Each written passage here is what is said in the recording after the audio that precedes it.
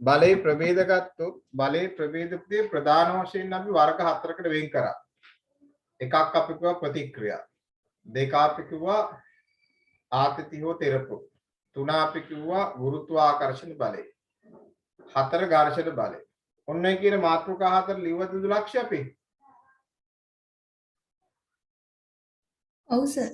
හරි. ඊට පස්සේ පුතේ ප්‍රතික්‍රියා කියපුවාම ප්‍රතික්‍රියා කළ මාතෘකාව ලියලා යම් පෘෂ්ඨ දෙකක් ගැටීම හෝ ස්පර්ශය නිසා හට ගන්නා බලයේ ප්‍රතික්‍රියා නම් වේ කියලා ප්‍රතික්‍රියා රූප සරහත් තුනක් යන්නේ. ඔව් සර්. හරි. එතන පුතේ දැන් අපිට ප්‍රතික්‍රියා දැන් අපි ගිය සතියේ අභිලම්බව ලකුණු කරාට ඕක ලකුණු කරන මූල ධර්මයක් ඉපේ. ඒ නිසා යම් ප්‍රතික්‍රියා දෙකක් ලකුණු කරන්න යම් කිසි මූල ධර්මයක් අවශ්‍යයි. ඒ නිසා මෙන්න මූල ධර්මය අපි කියනවා මෙන්න මෙහෙම. කවුද පුතේ ආ තිල්නි කියලා ඉන්නේ ඔතන? තිල්නි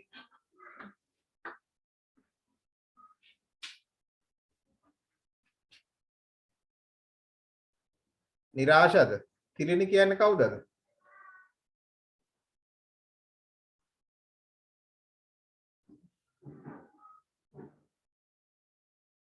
අද චමෝද්ද නැද්ද?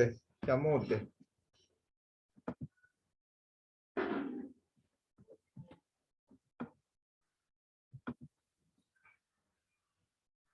නිරාශාව විනුත්තේජක නෑ නේද? විනුත්තේජක නෑ.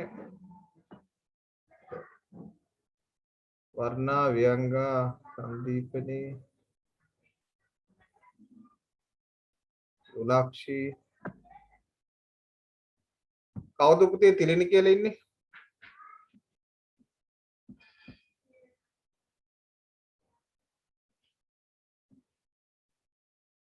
තිලිනි කියනකොට ගියා කියන්නේ.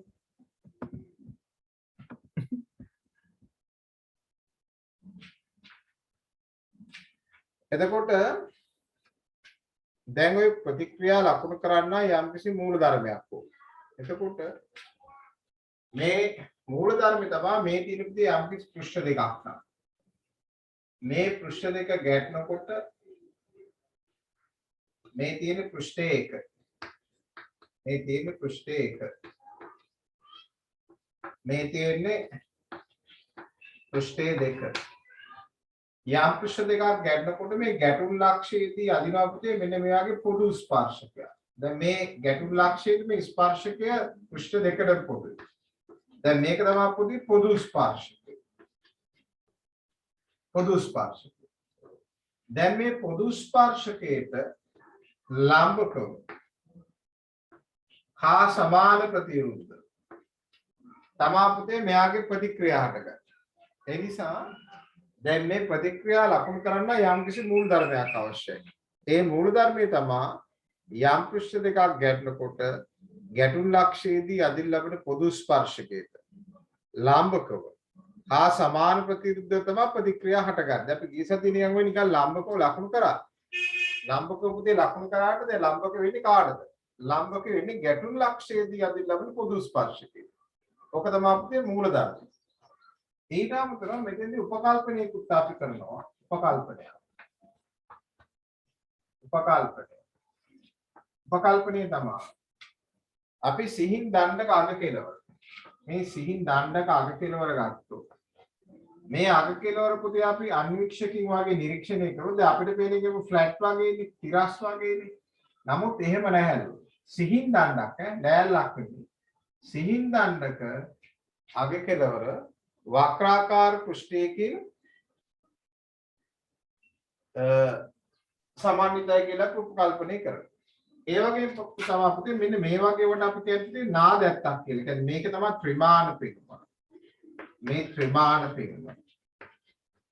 ත්‍රිමාන පිටුම. විමාන ගන්න පුතේ මෙයා.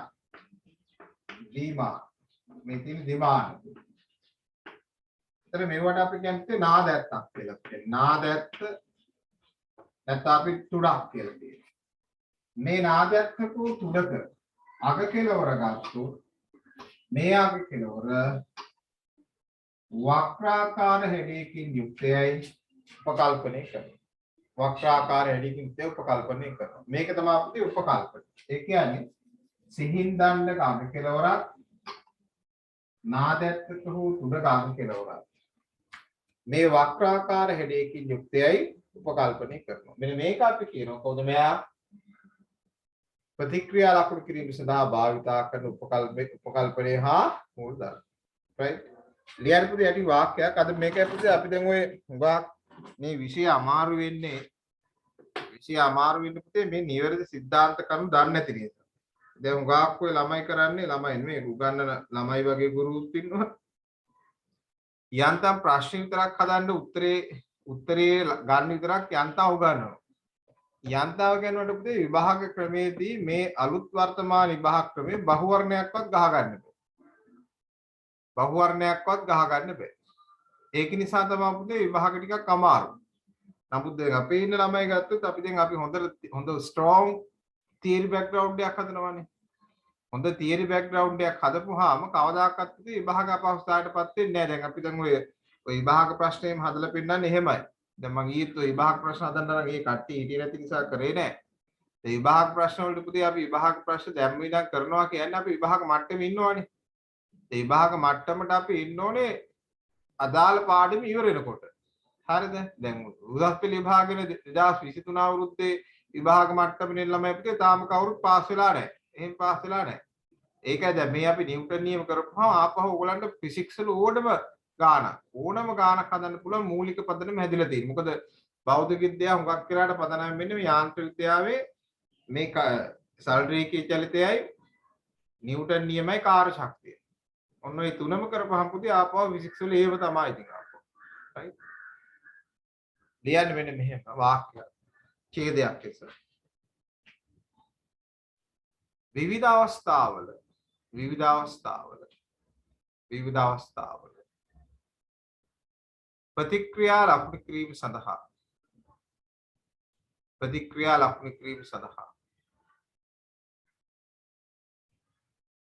ප්‍රතික්‍රියා ලකුණු කිරීම සඳහා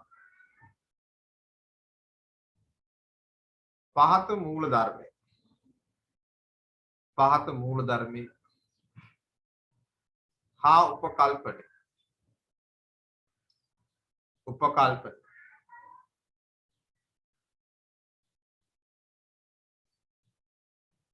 භාවිතා කරයි.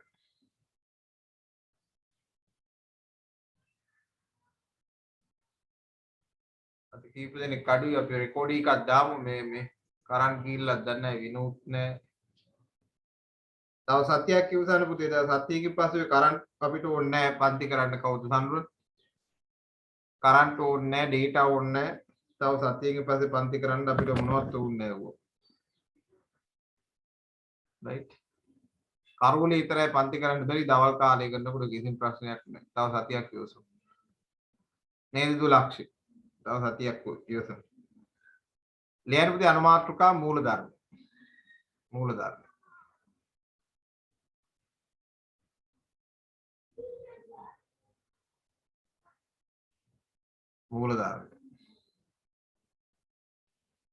යම් පෘෂ්ඨ දෙකක් ගැටීමේදී කවුද පුතේ මේ දැන් ආවේ සිතුම් මිහිරංග කියලා ආවා ගියා. අද එනවා නිකන් අමුතු කට්ටිය එනවා. නම අහපුවාම යනවා සම්ර. නම අහපුවාම කවුද කියලා යනවා. කවුද මන්ද ඒ? මූල ධර්මයේ යටතේ ලියන්න. මූල ධර්මයේ යම් පෘෂ්ඨ දෙකක් ගැටීමේදී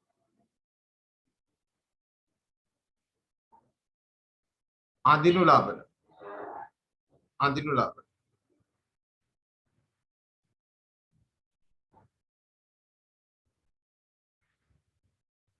පොදු ස්පර්ශකයට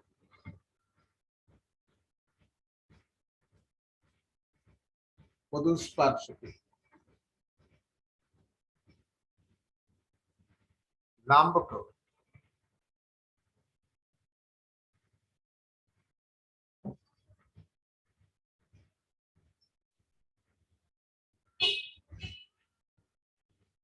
සමාන හා ප්‍රතිවිරුද්ධ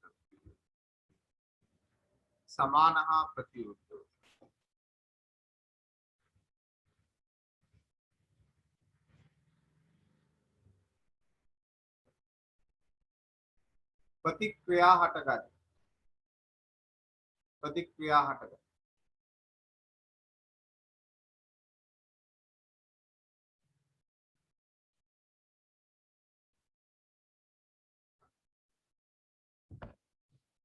प्रतिक्रिया हटगत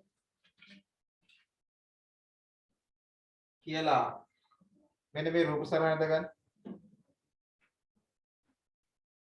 මෙන්න රූප සරහන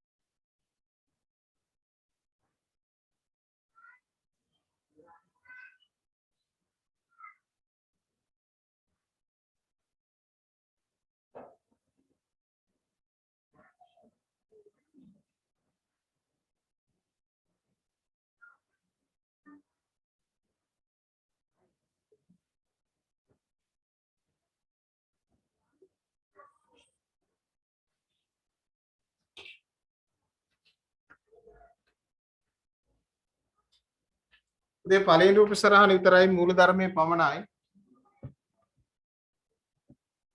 මූල ධර්මයේ පමණයි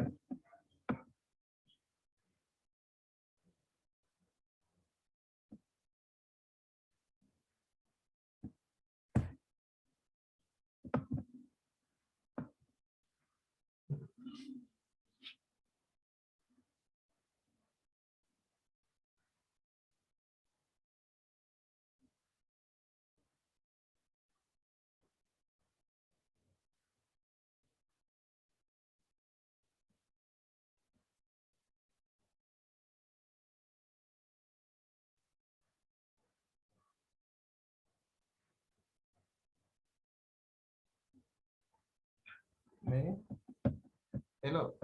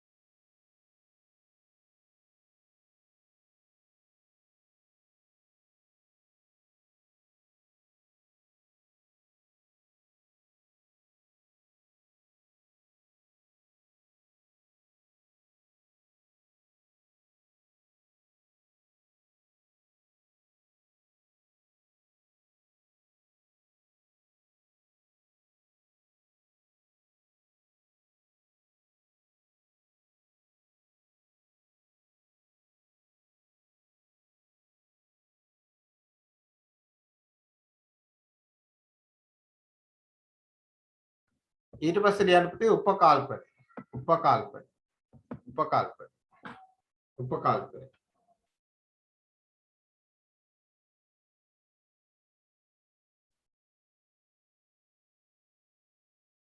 සිහින් දණ්ඩක අග කෙලවරත්. සිහින් දණ්ඩක අග කෙලවරත්.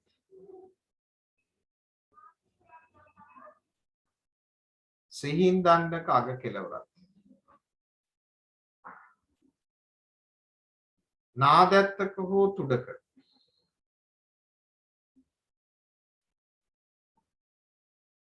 නාදැත්තක හෝ තුඩක.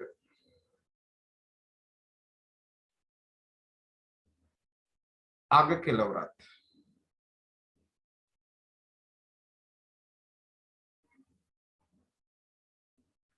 වක්‍රාකාර හැඩයකින් යුක්තය. වක්‍රාකාර හැඩයකින් යුක්තය.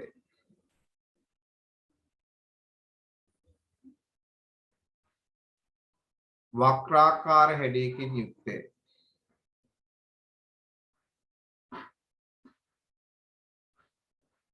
උපකල්පනය කරයි. උපකල්පනය කරයි. උපකල්පනය කරයි.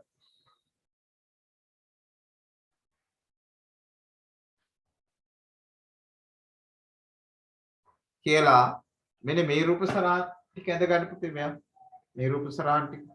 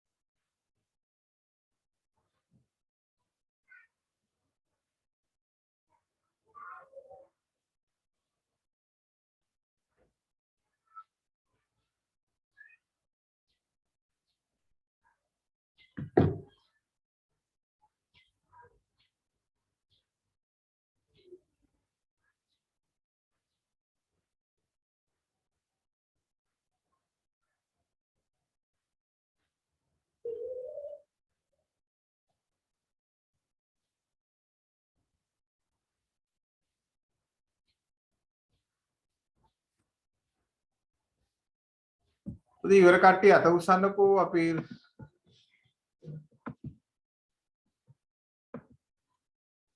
ඉවර කට්ටිය අත උස්සන්නකෝ.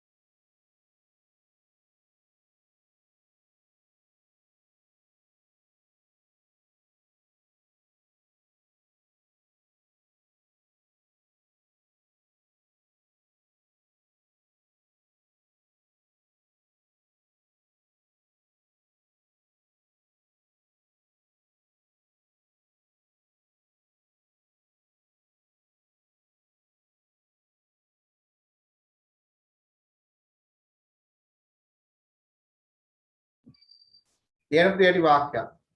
දැන් ඉහත මූල ධර්මය. දැන් ඉහත මූල ධර්මය. හා උපකල්පන. භාවිතා කර. භාවිතා කර. විවිධ අවස්ථාවන්හිදී. විවිධ අවස්ථාවන්හිදී.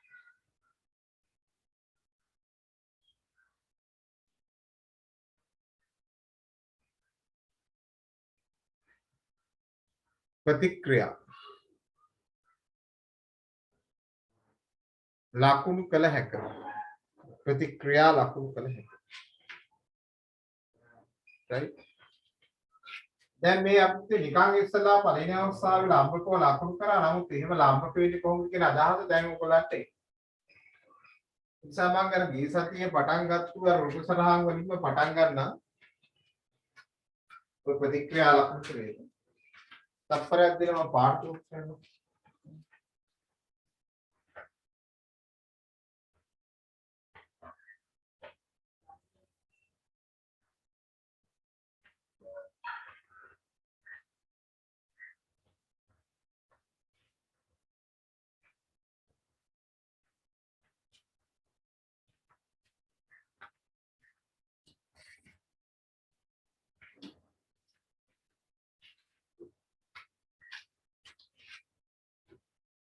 පළවෙනි අවස්ථාව තමයි අපේ මෙන්න මෙහෙම. දැන් මේසේ මත මේව වස්තුවක් තබලා තියෙනවා. දැන් අපේ මේසේ මත වස්තුවක් තිබ්බොත් වස්තු දෙකේ ගැටුම් ලක්ෂයේදී අඳුල්ලන්න පොදු ස්පර්ශකය කියන්නේ. පොදු ස්පර්ශකය කියන්නේ මම අර පාටකින් අඳින ඕගලන්ට පේනවද දන්නේ නැහැ. ටිකක් මම උඩින් අඳින්නම් ඒක.